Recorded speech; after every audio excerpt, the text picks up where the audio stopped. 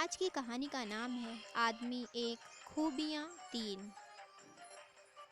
एक बार अकबर और बीरबल बगीचे में बैठे थे। अचानक अकबर ने बीरबल से पूछा कि क्या तुम किसी ऐसे इंसान की खोज कर सकते हो जिसमें अलग अलग बोली बोलने की खूबी हो।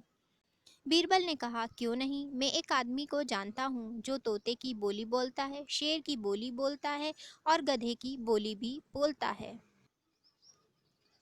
अकबर इस बात को सुनकर हैरत में पड़ गए। उन्होंने बीरबल को कहा कि अगले दिन उस आदमी को पेश किया जाए।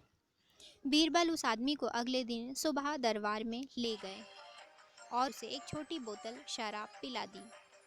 अब हल्के नशे की हालत में शराबी अकबर बादशाह के आगे खड़ा था। वह जानता था कि दारू पीकर आया जानकर बादशाह सज़ा देंगे, इसलिए वह गिड़गिड़ाने लगा और बादशाह की खुशामद करने लगा। तब बीरबल बोले कि हुजूर, यह जो सज़ा के डर से बोल रहा है वह तोते की भाषा है।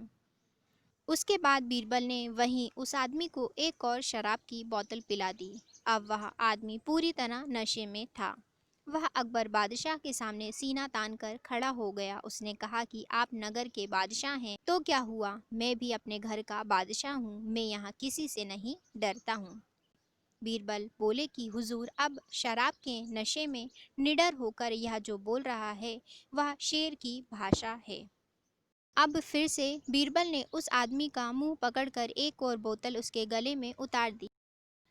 इस बार वह आदमी लड़खड़ाते गिरते पड़ते हुए जमीन पर लेट गया और हाथ पांव हवा में भांजते हुए मुंह से फूल जलूल आवाजें निकालने लगा। अब बीरबल बोले कि हुजूर, अब यह जो बोल रहा है वह गधे की भाषा है। अकबर एक बार फिर बीरबल की हाजिर जवाबी से प्रसन्न हुए और यह मनोरंजन उदाहरण पेश करने के लिए उन्होंने बीरबल को इनाम दिया।